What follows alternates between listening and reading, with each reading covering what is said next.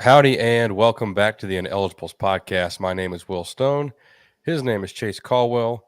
Hayden Garland is behind the curtain, making sure that we stay on topic here, which really just one topic will take up the majority of this episode, I would think.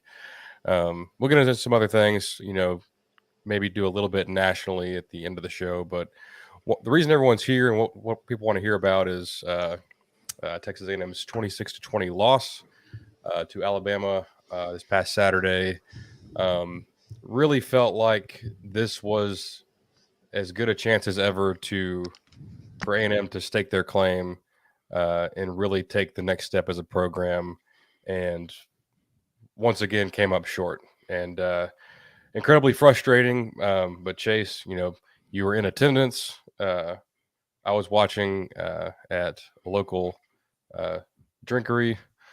Um, first thoughts just off the dome. First reaction to this game. My reaction is that we proved that we can beat anybody and we can lose to anybody. Because we had every opportunity that we could have won this game. We just didn't take it. The fans did their job. I feel like the offense did their job. I feel like the defense did their job. I feel like the special teams did their job. And I feel like the coaches didn't. That's my first and foremost reaction. And I'll get into that more. But really, what we showed is we could have very easily won that game. 100 times we could have won that game. We just didn't. And it's very aggravating. I was telling Emily after the game as I was walking to meet you, like, I don't know what's worse, and I don't know if you realize which one is worse. Is it worse to get a 59-0 shutout loss where you just get demolished, or is it worse to have a loss where you could have won? And I think that's probably what Aggies are so aggravated about is how many losses it just in my time as in Aggie could have been wins had we just put the pieces together. And Yeah, I think we're all just aggravated about the idea of, well,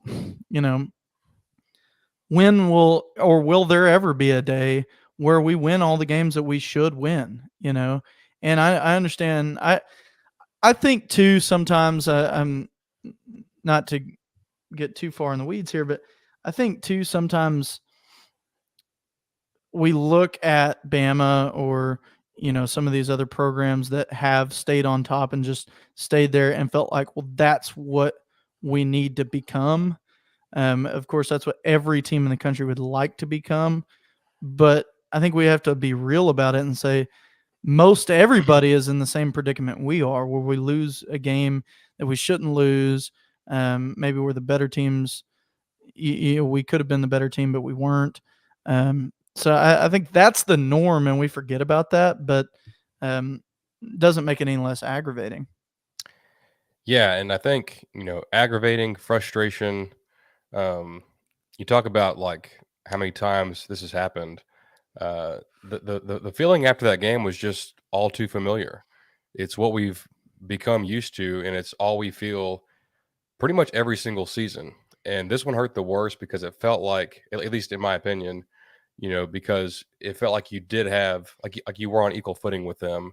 You had a real chance to win the game without any, you know, certain luck going your way, and the stars aligned, and we just crapped the bed. And two things I want to kind of preface this before we get too much farther is the first thing, these players on this A&M team played their asses off, and even with the outcome of the game, they deserve our support the rest of the year. And I know that's tough, and I know it's easy to sit here and be like, oh well, this is an 8-4 football team, and 7-5 football team, and just quit. But I don't think the guys on the team are going to quit.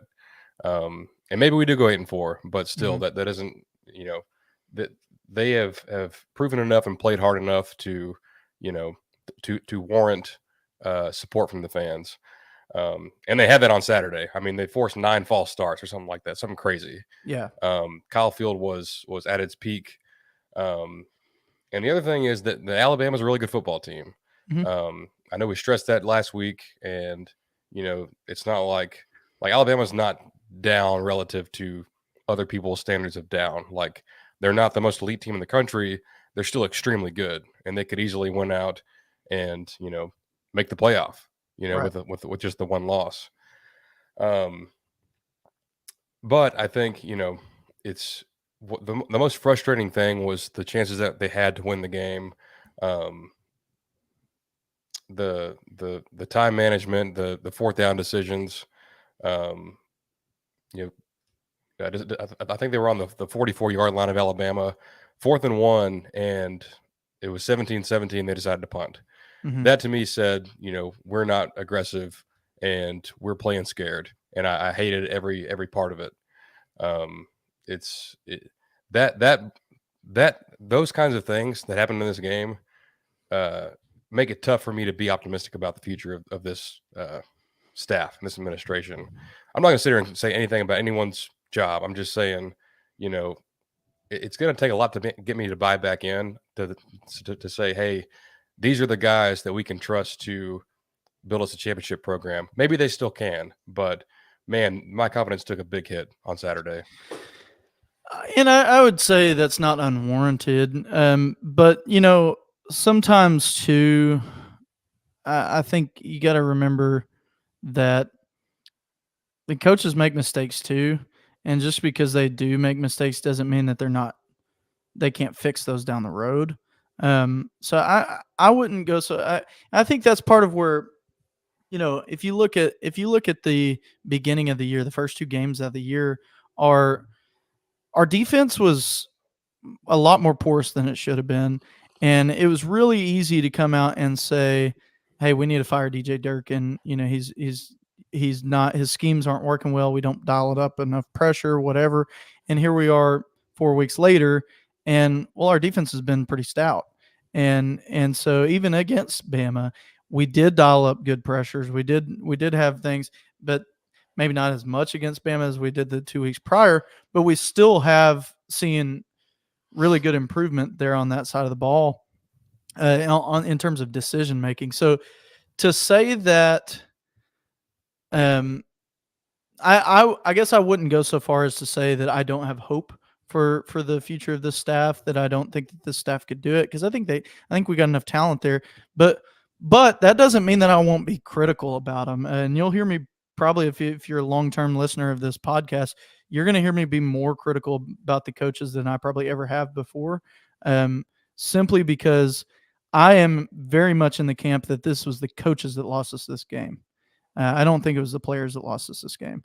And there were some things that the players could have done better, but there was coaching decisions that were made that, in my opinion, lost us this game. And so I am going to be very critical on the coaches, but I wouldn't go so far as to say, me personally, wouldn't go so far as to say that they can't fix those. It's just, hey, let's be realistic about it.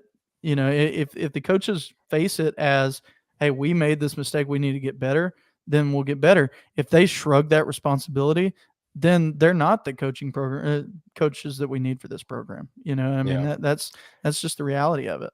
I will give Jimbo some credit, and I haven't listened to the presser today. I've only seen some clips here and there, but it seemed like he did say, "Hey, like that loss is on me. It's not on any of these players." And like the players were trying to take responsibility, and he's like, "No, like it's not a single one of y'all's fault. It's entirely my fault and this coaching staff's fault." So that's the accountability that you want to see. Hmm. Um, but we need to see them go out and prove that. And Right. which it's Right. it's tough to keep this, like we do need to keep perspective, because coming into the season, you know, I would have called. I'm sure I probably said something along the lines of like 9-3 would be a good year, not great. 10-2, I'm pretty satisfied. Hmm. Uh, Both are still on the table, Right. but like this I feel like A&M has struggled in road games for the past couple of years. Their other loss this year was a road game, and the toughest teams left on the schedule are all on the road. So Yeah. it's troublesome, but it's also an opportunity, as Jimbo would say. Mm-hmm. to, kind of silence that doubt and go out and prove, hey, we're not those old teams. We can, you know, uh, collect ourselves and rebound from this and go out. I mean, you go 10-2, you're going to be playing in the, Cotton Bowl or something, Mm-hmm. or Sugar Bowl, Right. something like that.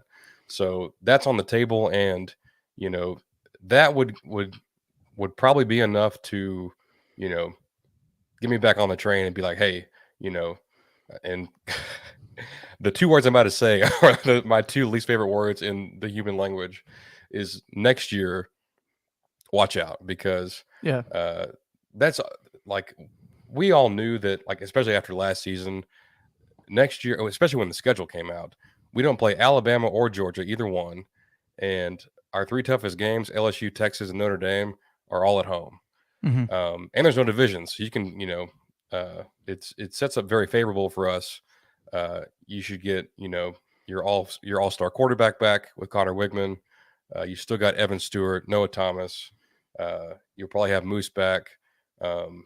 A lot of those guys on defense, but um, it doesn't, like, it's tough for me to balance those two feelings, Sure. because on one hand I'm extremely frustrated because this could have been a special year, because there's some special players on this team that won't be here next year, like Edgerrin Cooper, like McKinley Jackson, um, Damani and Ananias. and Anaya Smith. Yeah. Yeah.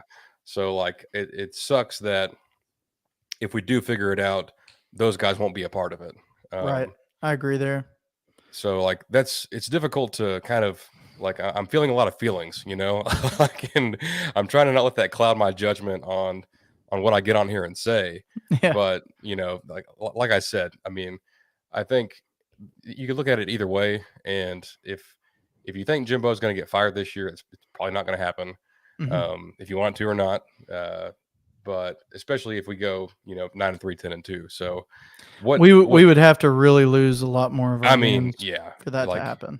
you have to lose to, like, all three road games, South Carolina at home, and Mississippi State at home. Like, pretty much your only win the rest of the year would be ACU, Yeah. and I just don't see that happen with this team. So, Right. but much like I said last year, and they got better at it, but they need to get a whole lot better. Is they have got to address certain positions in the transfer portal, and not Mm-hmm. just guys like elite, like the very best player that hops in the portal that's at defensive back or at offensive line. They need to be getting their phone blown up from this coaching staff. Be like, hey, we need you. We got to have you come down here to A&M. We got this great team, these great coaches. All we're missing is you. So, come on with it. But Yeah, I'm gonna tell you to put a pin in that though for a bit, and you're not wrong. You're absolutely right. But I think the reason I say that is because I I just really want the focal point of my sure, points in this podcast to yeah, be that the coaching staff, because I don't want it to be that, well, we need to go out and get these other players, because we have great players right now and we just lost a game because of the coaching staff, and so I like what you were saying earlier, that Jimbo is might have taken the responsibility and said, hey, this was all on me. Okay, let's see some changes then. yeah, Like, it's one thing for you to take accountability, it's a whole other thing for you to truly take accountability and see some change. So let me make a point to that, right? So let's look at Jimbo. Let's call you on the way that you go about things, right? Where, let's see, where I'm trying to find this drive into the half.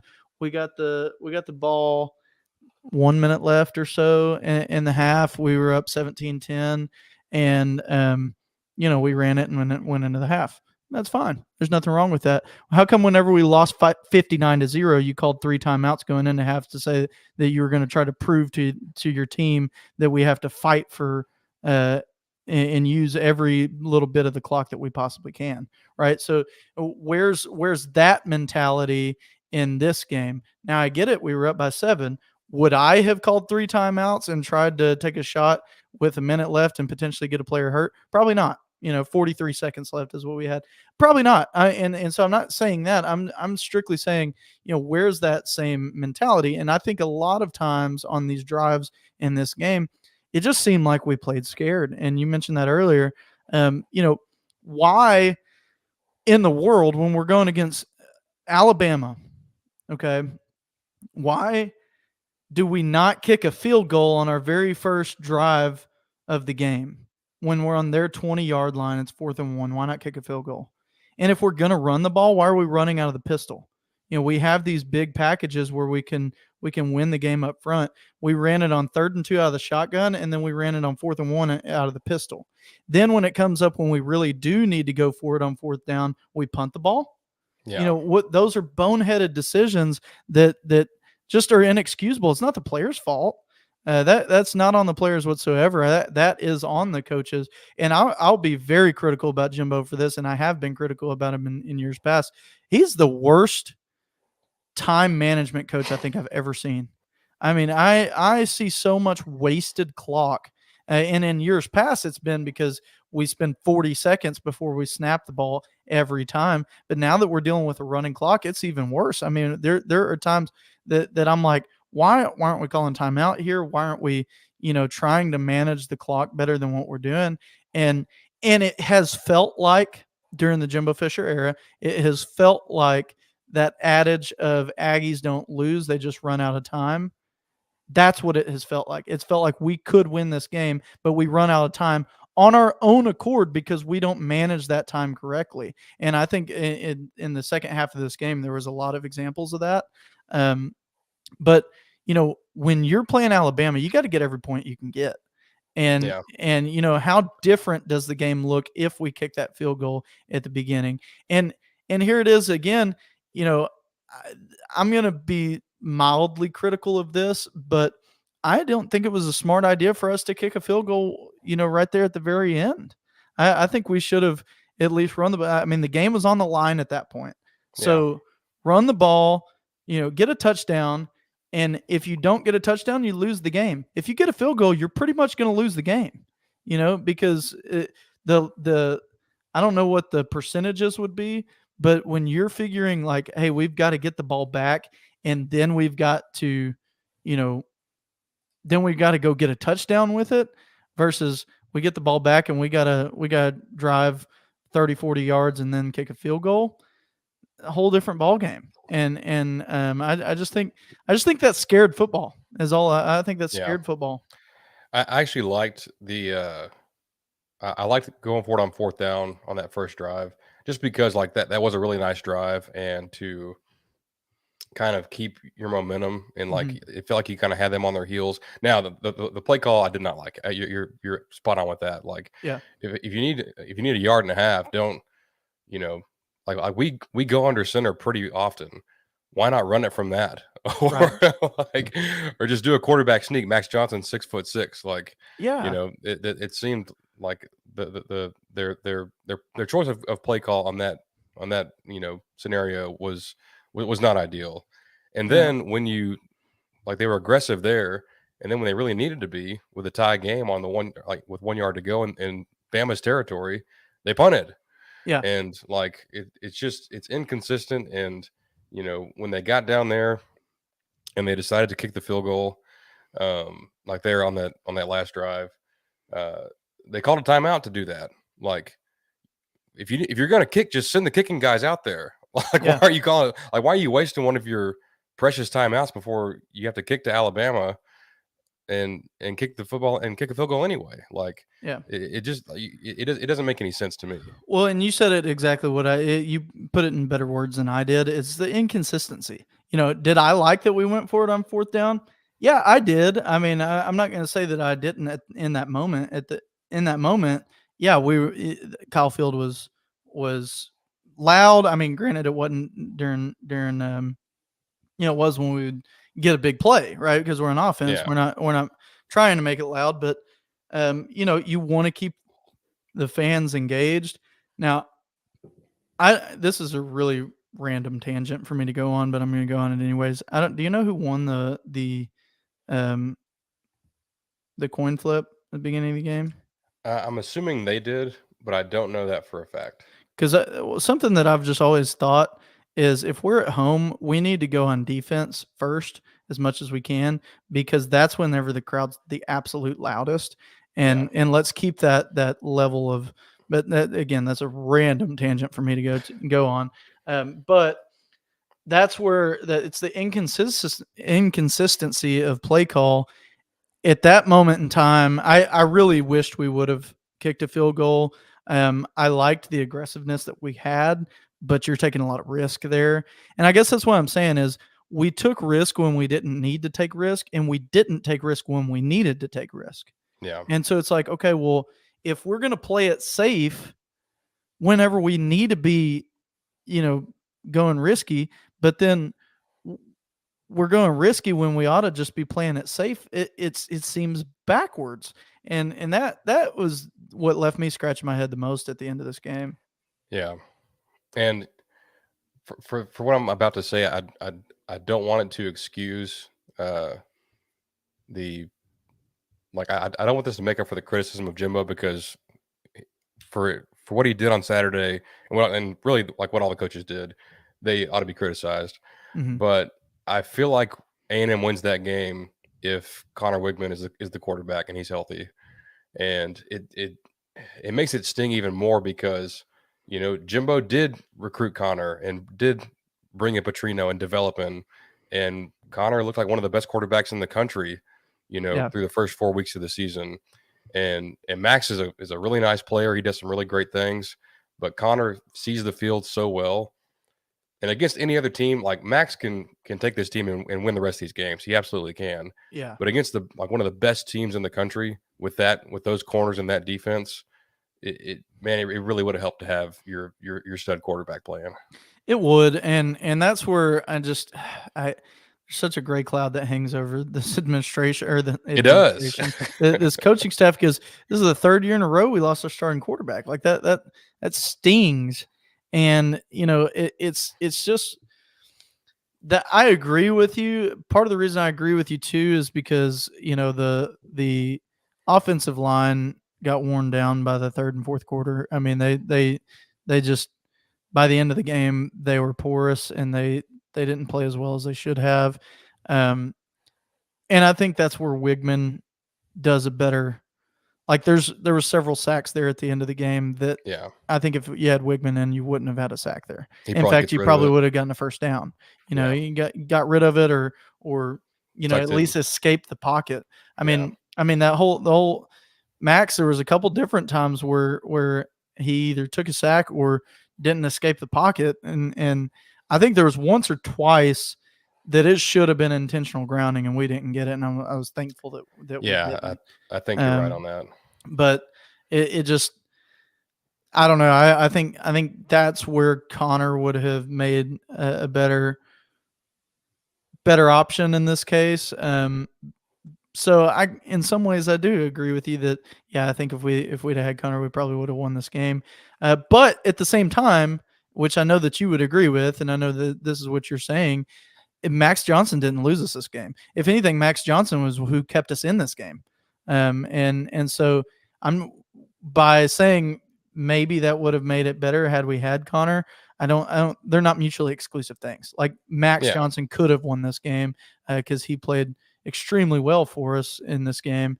We just fell short. Yeah. And he was, I think he was pressure on half of his dropbacks, which is just a horrible, Yeah. worst in the country type of rate. And obviously that's not every game, but for this one game, like Alabama got pressure pretty much like whenever they wanted to. It's like the guys on that O line are like, they're gonna have to take their lumps. Like that's a tough outing for them. I think Chase Pasantis is going to be an outstanding player here one day, and he's done some great things this year. But it was obvious that the guys that Bama has were just going to be a little bit too much for him, and they've got fourth and fifth year seniors, like a couple of future NFL like stars.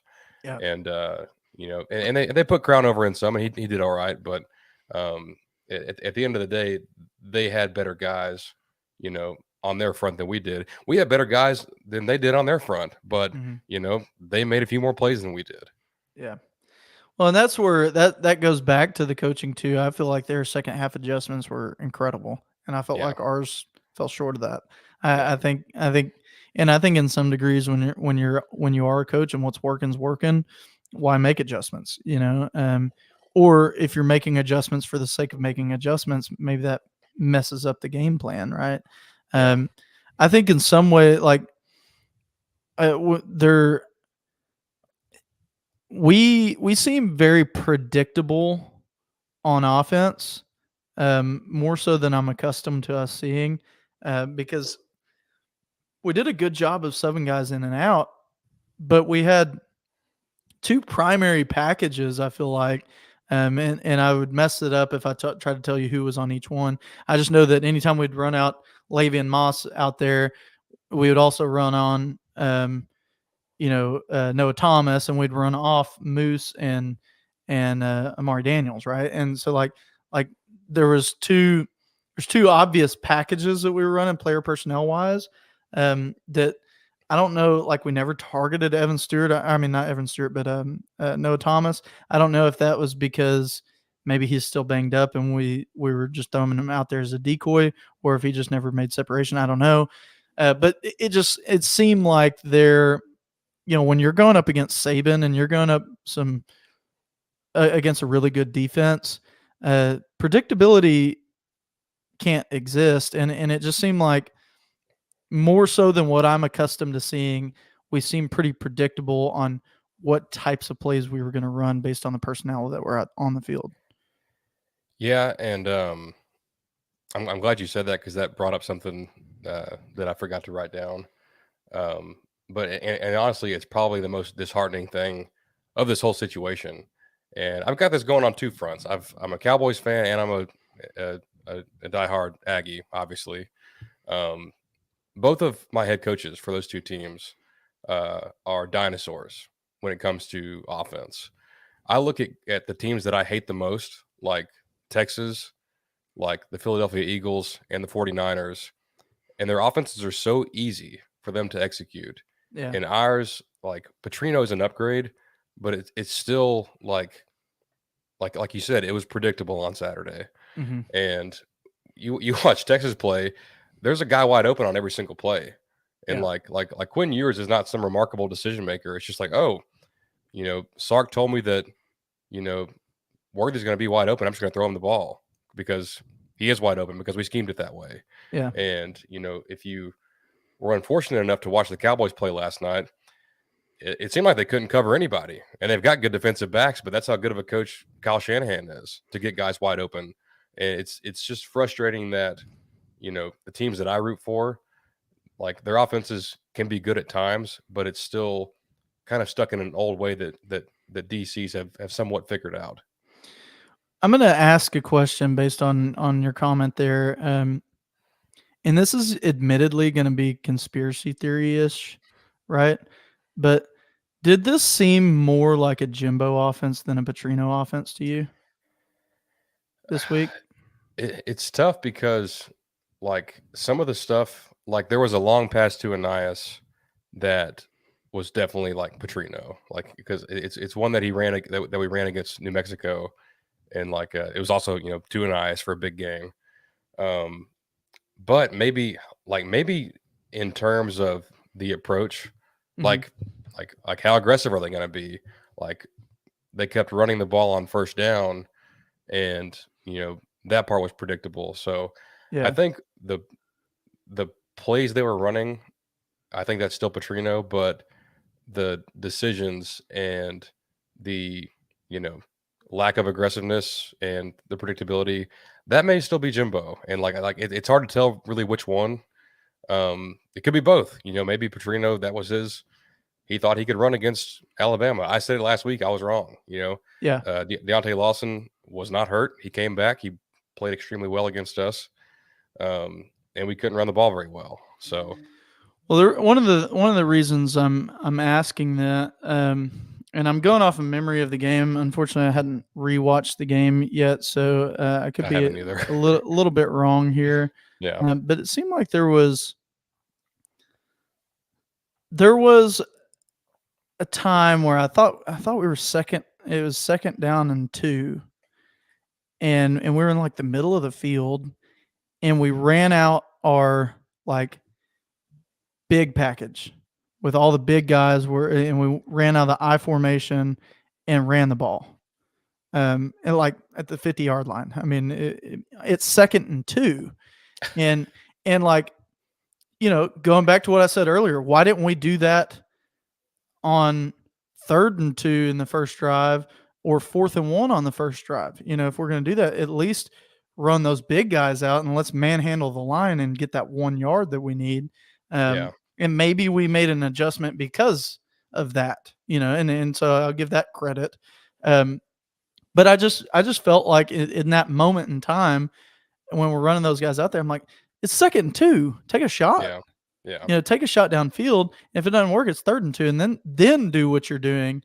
But it just seemed like Petrino would have taken a shot there. Yeah, And it, and it it does. It does. And that's I feel like I may have brought that up in the offseason because you see it everywhere he's been. Like in that same situation you're talking about, it's 2nd and 2, and yeah, go under center and play action and throw a bomb, right, like get all those guys to come in and play the run, and you're gonna have a guy wide open down the field.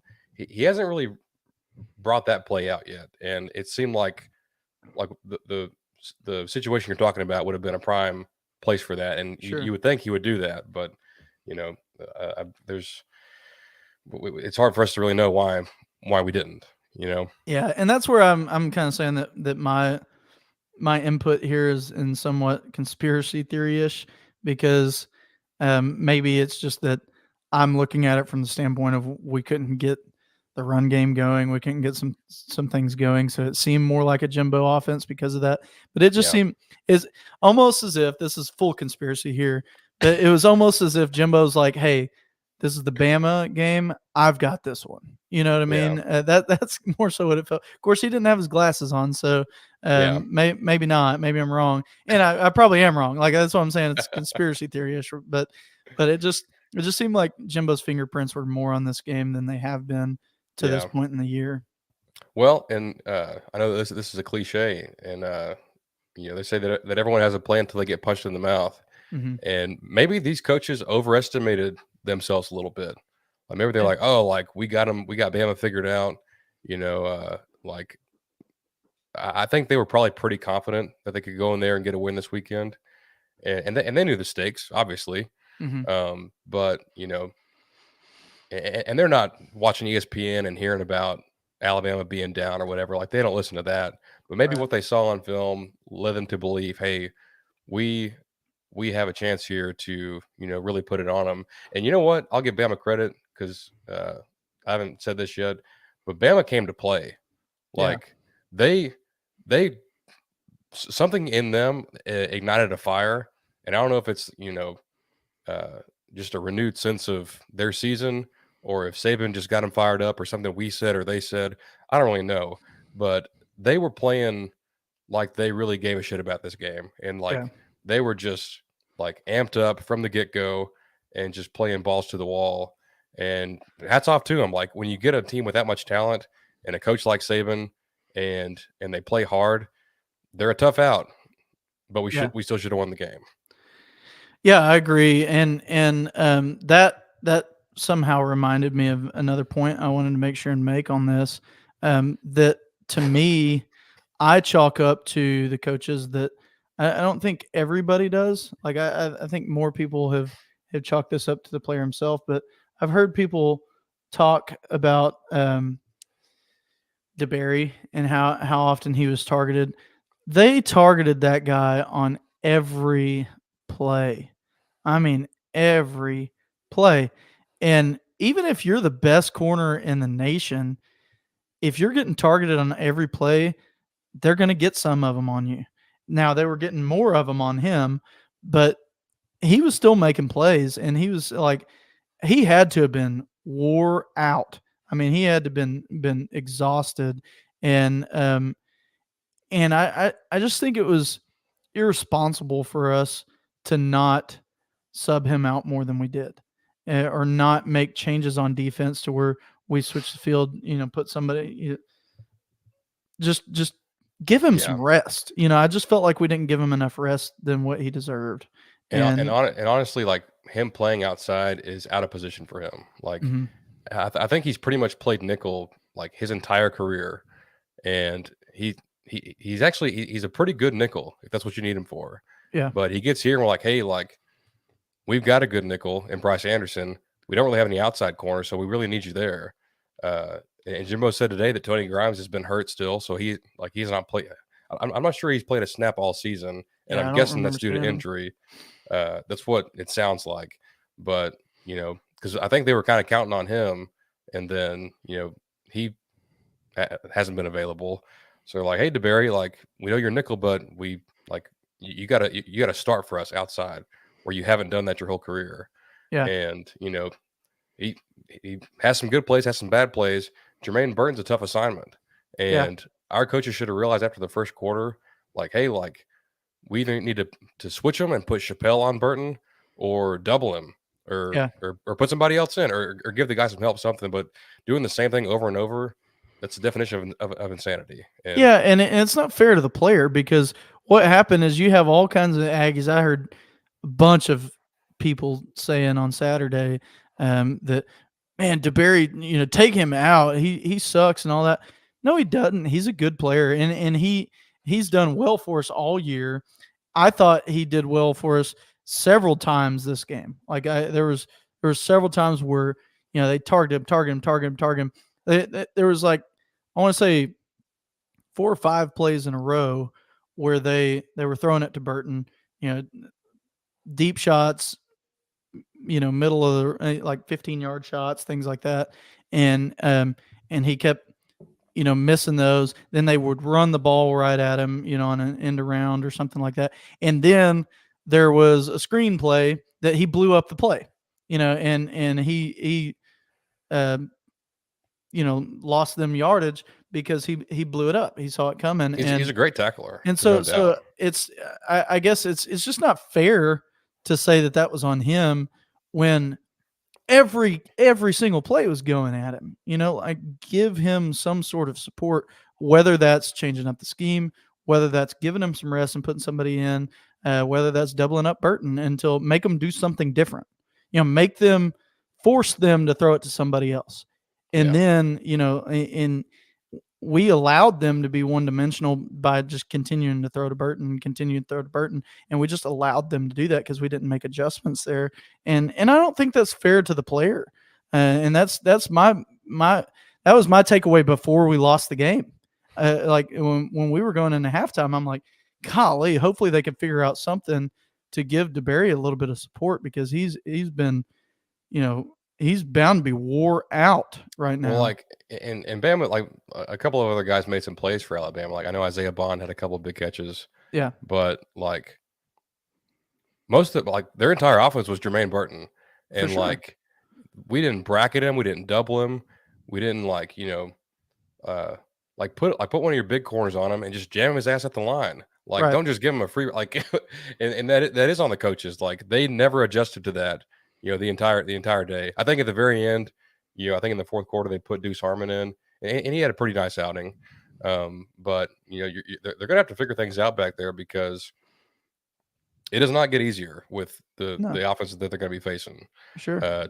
Tennessee can throw it, Ole Miss can throw it, LSU can damn sure throw it, and they have some studs at receiver. So Durkin has like run defense, pass rush, outstanding. Mhm. I have never seen an Alabama run game get shut down the way we did it the other day. Yeah. So that part's great, and keeping these teams up that are coming up, like Tennessee and Ole Miss love to run the ball.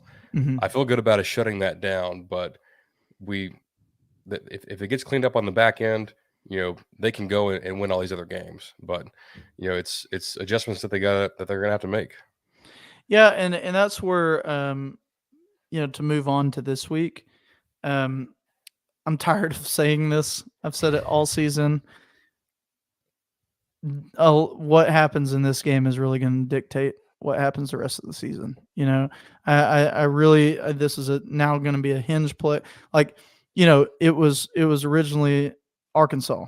What happens in that game is going to be how we play against Bama. And then when it came to Bama, okay, hey, if we can replicate what we've been doing the last 2 weeks, then that will determine how the rest of the season. Because I mean, if we go into this game at the top of the West, against Tennessee, I mean, everybody would be motivated because Yeah. it's now the SEC West is ours to lose, and we just got to stay there, and we're good, and so um, since that's not the case now suddenly this Tennessee game um, becomes ultra important because Tennessee's a really good team. This is going to be a hard game. It's a road game. We don't play well on the road, like you said. Um, if we can go out and we can play our game and we can beat Tennessee, that that sets up the rest of the season really nicely to say, okay, look, hey, sure, we have 2 losses. One of them's non-conference. The second, I mean, we're one Alabama loss away from it then being a 3-way tie for the West.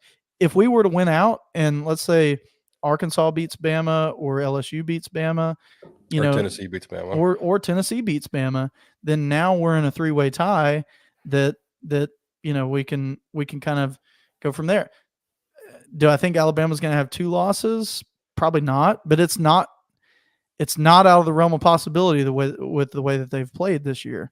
And so, it depends.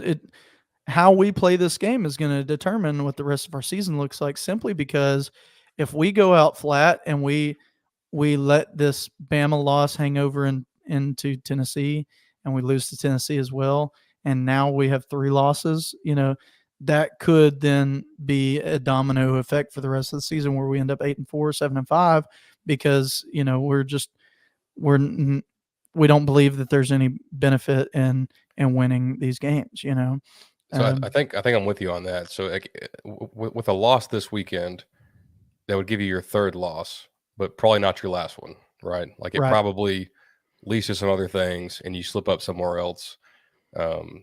Especially with 2 more tough tests on the road. Mhm.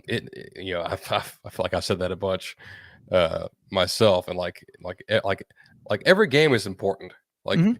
like especially if you lose it, then it's super important because that kind of like each one is just a gut punch and a dagger, like the way this sport is set up. Yeah. But a win on Saturday, in Knoxville, like this is a good Tennessee team. I know that Florida kind of took it to them. Don't really know what happened there. I think they had a couple of guys on the offensive line that didn't play. But it's a good team. That their defense is surprisingly kind of good. So I'm expecting a 4-quarter game that's like these 2 teams are going to trade blows back and forth. But Joe Milton is not like he doesn't always make the best decisions, and he's not always the most accurate passer. Hell of an arm. The Mhm. the single strongest arm I've ever seen on a human being is Joe Milton's. Like he could literally throw a ball like out of the freaking atmosphere. His arm is so strong. Yeah. But it's the old Baylor Bryles offense, and like I think I saw this somewhere. I'm gonna mess this stat up, but I think Tennessee leads the SEC in rushing, which you wouldn't think that because they, are such a pass happy offense. But they got 3 good backs and they run it very well. So, that plays into what we do. And Mhm. I don't think that I think their offensive line is fine. It's probably not as good as Bama's from a talent perspective. So it's not a game I'm writing off. I think we have every shot to win it. It's it's really going to depend on the mentality of this team. And, I don't think these players are backing down from anything, but, the coaches have got to do some soul searching and get their stuff figured out. Yeah, I think it really just comes down to if we lose this game, I think we go 7-5. Yeah. And if we win this game, I think 9-3 is probably more likely. And so that's really what hinges on this game. It's still possible. I mean, that's what you have to understand. And I told you this on Saturday. I said, is it too early for me to say this? But um, it's still very possible to go 10-2 this season. I mean, we've It only is. lost 2 games, I'm going 11 and and 2. and we could win out. We have the talent to win out. Do we have the coaching to win out? I think we could. I haven't given up on the coaching staff wholeheartedly because they've shown flashes of what they can do, but we have to get that consistency. That's what we Yeah. just don't. We're lacking, and I don't know how to fix that. I hope they can figure out how to fix that because I think we're in a position where we could have a good remainder of the year, but we've got to come out strong. We've got to play this game tough and we got to play with a chip on our shoulder on Saturday, Yeah. and they've got to really want it. And I would say, seeing these guys crying coming off the field and all That this hurts. game meant a lot to them, and I just don't think that they give up on the season after this game. I think I'm confident that you see them come out with a passion to prove something. I mean, we're still not ranked, and we're going to continue to be not ranked until we start beating some ranked teams, and we've got to earn it to be able to get there. We ought to be able to, we ought to be able to be ranked, but we've got to prove that on the football field. And so I think they know that as well as we do. And Yeah. and so they still have a lot to prove, and it's a good team. But that second loss of the year, that's a very demoralizing thing, and it can quickly turn into a third loss. It can quickly turn into a fourth and fifth loss, Yeah. and especially in the SEC. And so that's where this game is just so ultra important. Yeah. Yeah. And to bring it back to big picture, um, so things like next year is like it's quote unquote like it's the year, right? Mm-hmm. It's Connor in his third, probably final season. Um, the like the NFL is already they've already caught on to Connor, like they're well aware of him, and there's still so much talent and experience that's going to be on this roster. Uh, you can't go 8-4 and 7-5, and uh, and and harness any optimism for next year because and they're actually like even before the season started, like they had a like they're recruiting very well right now, Mm-hmm. and like they got another guy the other day. They're up to like number 3, I think, in the country, which is great. They're probably going to add a few more pieces, but in today's game, uh, to compete at the highest level, they need to get some transfers here and there, even some JUCOs. Like JUCOs are still a thing. We had a JUCO on campus this past weekend. They need to, pretty much go all in on next year. Like Yeah. uh, full court press on, every player that can help you win games because you have a lot. There's a lot going right for this team. Like There is. And to that point, that is where I would say, let's say that we end the year 9-3 or 8-4. Okay. I think the worst thing that can happen for next year is if we fire our head coach. Because then you're talking all these people that you're talking about, Connor in his third year, and these senior or veteran guys, I guess I should say, because they'll be juniors and seniors with no Thomas and Evan Stewart and a lot of our offensive weapons mainly, but our defensive guys too. Now all of a sudden they have to adapt to a new head coach, a new offensive coordinator, a new coaching staff altogether. That handicaps your season before it starts. And so I'm with you. We got to go in all in for next year, and that's where I personally have always said, if we can't win with Jimbo, who can we win with? Because I just don't see that happening. But outside of this going a 6-6 season and um, our recruiting class plummeting and us having a bunch of transfers and stuff that transfer away from us and us losing our primary weapons, I think the second worst thing that could happen there would be that we lose our coaching staff when this thing is almost built. And so that's where I'm saying I haven't given up on the staff yet, because yeah, I think you give them one more year, and then if it doesn't happen next year, then you really start to question, okay, what now? yeah, And so I just don't think this is the year to do that unless something just catastrophic happens. Like if we have another last year, if we go 5-7, 6-6, and everything just falls apart. Our recruiting class suffers, and our guys transfer out, then sure, maybe at that point, was it hurt to get a new coach? Yeah, But exactly.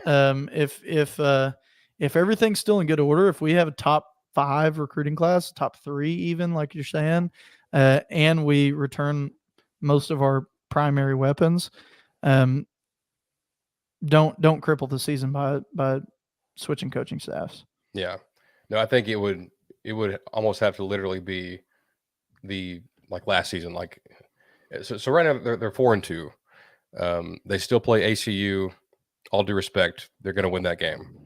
Um, I'm not even knocking on wood because I know it's going to happen. I'm sorry, Yeah, yeah. but if they played, it's like playing Hutto High School. Mhm. Um, the rest of the games, the 2 home games are extremely winnable. Mississippi State and South Carolina. I don't think either, especially playing them at Kyle Field, can really, really compete with this team. Mhm. Um, it's going to come down to those 3 road games. They're extremely pivotal, Yeah. and this weekend is maybe the most pivotal.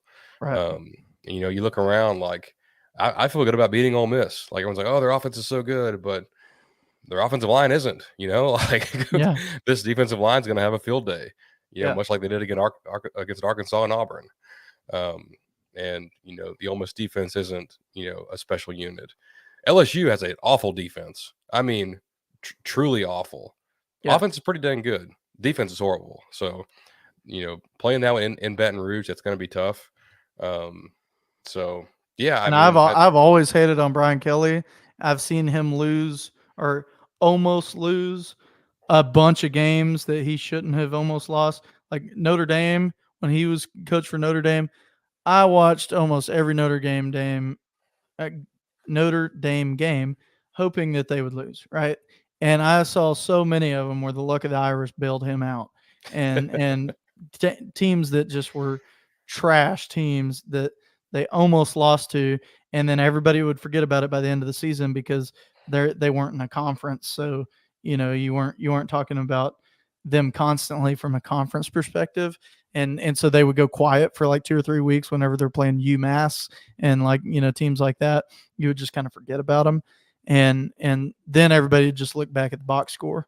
It would only be whenever they would play big teams, but whenever they would play those games, they'd lose or they'd win by a touchdown or a last second field goal and just yeah, all these stupid things. So I think our 3 road games that we have will be, I mean, they're obviously our toughest tests remaining on the schedule.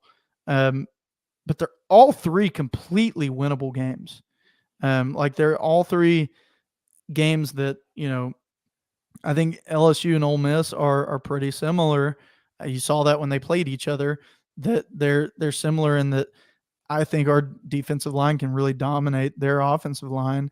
I think that will handicap their offense to where the quarterback doesn't have as much time to make his progressions and get the ball to those guys that are really good receivers. I think that plays into our hand pretty well if we can figure out some things on offense. I think our O line is good, and against their defenses, I think they'll look great. I mean, you look at how they played against Arkansas and Auburn, they looked like they were really putting the pieces together. I think we just maybe hadn't looked at how good Bama's defensive line and front seven were. I don't think we've given them as much credit. And Miami's defensive line, front seven, they're really good too. And so I think you're all of those games are very winnable games, but I think they all hinge on how we play against Tennessee. yeah. And I think like to kind of sum all that up is the culture of this team is going to be tested.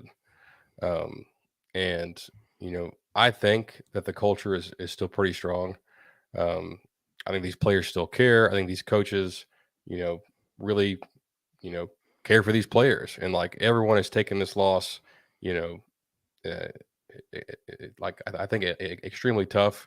But after the Miami loss, all the players were like, "Yeah, like, you know, that sucked, but like we're still confident in what we can do, and we're still going to go out and practice well and prepare well for the next week, and not get down on ourselves.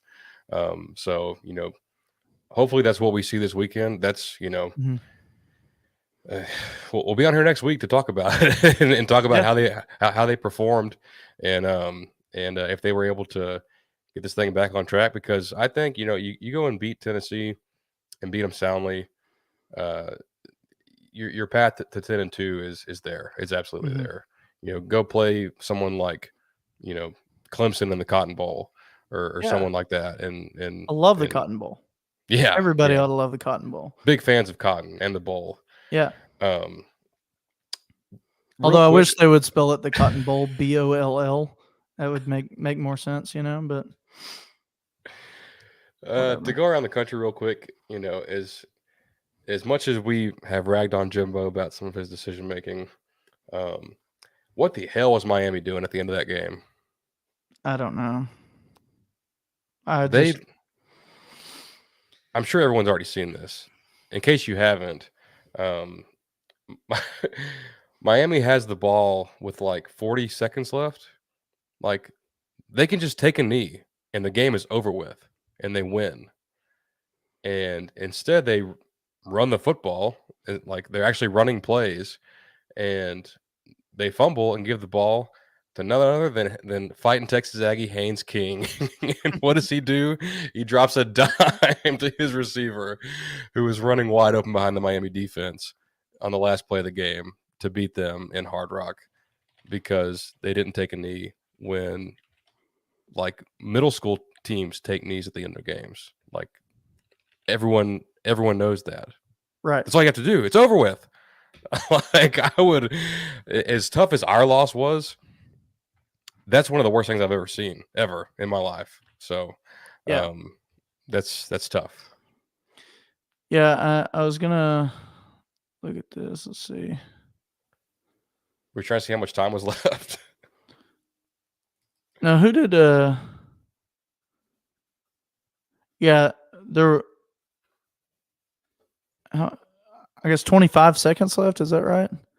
That sounds right. It sounds about right. But yeah, it was such a weird thing. And with you saying that too, that's something that I didn't mention on our game.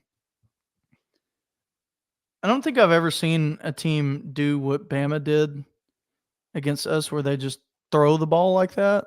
So I don't really know what the ruling is on that. After they did what they did, I thought, like, or before he threw it, I thought, well, he would just run backwards and just continue to run Oh, backwards at the until end he of the ran out. game. Yeah, until he ran out the time. Yeah. Um, but what's the rule on that? Is it when the ball goes out of bounds? Is it when the ball hits the ground? I mean, that's such a Um, weird. I've just never seen a game end like that. Maybe I have. I just have forgotten. do you remember? It was a 2009 Big 12 championship with Colt McCoy against Nebraska and Mhm. Indomitian Sue. Indomitian Sue had wrecked them the entire game, and they get down there to kick a field goal, and Colt McCoy, there's like 5 seconds left, and he just like did what Milrow did, just kind of throws the ball like way like air mails it out of bounds, and the clock runs out, and Mac Brown is like, no, we've got 1 second left. And I guess I think the ball hit the ground. I guess that has to be what it is, because I don't know how else you could judge when to stop the clock Yeah. than when the ball hits the ground. So, um, but that was a weird decision. Like, why not just run around for a bit? And there's like 4 seconds left. So Mhm. it was strange for sure. Um, what else is strange is Notre Dame's offense. Um, biggest shock of the week was Louisville 33, Notre Dame 20. Um, someone asked me that. I think it was Austin. He asked me on Saturday, oh, is Louisville going to pull the upset? I'm like, no, like they can't hang with Notre Dame. Like Notre Dame's running game is too good. Their O line is too good. Their defense is too good. Well, props to Louisville. I mean, 33-20, 6-0. The Cardinals are. Yeah. Um, ACC wide open, with Miami doing what they just did. So, shout out to the Cardinals. Really impressive win for them. Um, it seems, looking at the numbers, that USC probably should have lost to Arizona. Uh, I've and USC plays Notre Dame this weekend. I just don't see. I don't see USC going undefeated. Uh, they play Notre Dame, then they play Washington, they play Oregon at some point, later in the year. Um, the Pac-12 is interesting, but I'm selling my USC stock right now. Yeah, they didn't fare very well against Arizona, even if they won the game. It just they were down for a while. I think it got to be like what 17-0 before USC finally scored. I think it ended up 3 Um, overtimes. Did it really? Yeah. Um, Texas OU, super entertaining. I know we like to, or at least I like to hate on both of those programs, but it is a really cool thing for college football to have that game and still have it at the original Cotton Bowl For at the sure. state fair. The environment looked absolutely insane. Obviously 50-50 between the two fan bases, but just absolutely going nuts on both sides. A lot of weirdness. Felt like an A&M Arkansas game where there's fake punts, there's block punts for touchdowns, there's picks, you know there's weird, questionable decision making, and Weird highly, balls going in the air and yeah, getting just picked off, and it was highly entertaining though. Like oh, for sure. it was nice to not really have a dog in the fight. Like I was kind of rooting for you, but like it was just it was 10 out of 10 on the watchability scale. See, and I was really kind of good for Texas because I felt like, um, I just felt like we had Texas won and we won, that would have made our band like I hated for Texas to lose and then we beat Bama and then the topic of conversation simply be, oh well, Bama's not all that great because they lost to Texas A&M and they lost to Texas, who just lost to OU. I didn't want it to be like that. I wanted it to instead be like, well, hold on, how good is A&M, because they've only lost to Miami, who I expected to be 6-0, and they also lost against Texas, who's undefeated. That would then put us from being unranked to like top 10, right? Yeah. As was my thought, but I'm with you on like I love watching college football like that. Of you know if Texas wins, then I felt like it would help us if we beat Bama. If they lose, then it's Texas losing, and so then Win-win, you say. that's yeah, it's kind of like, so like you can watch it from a third party perspective and be like, oh, that was a really good play. Oh, cool. And, like, whoa, like it's more Yeah. exciting because of just Yeah. you get the excitement from both sides, and to be perfectly honest, that's what I love about most college football games that I'm watching is I'm really impartial on who wins. Like I'll be going for the underdog 9 times out of 10 and be excited, but like I'll still get excited when big plays happen and things. I wish I could be that way against A&M, of course, or when I'm watching A&M. Of course I can't because it's my team, but it would make things a lot easier to be like, "Oh, that sucks for A&M. The referee got in the way of the pass. It would have been an obvious first down and maybe a touchdown.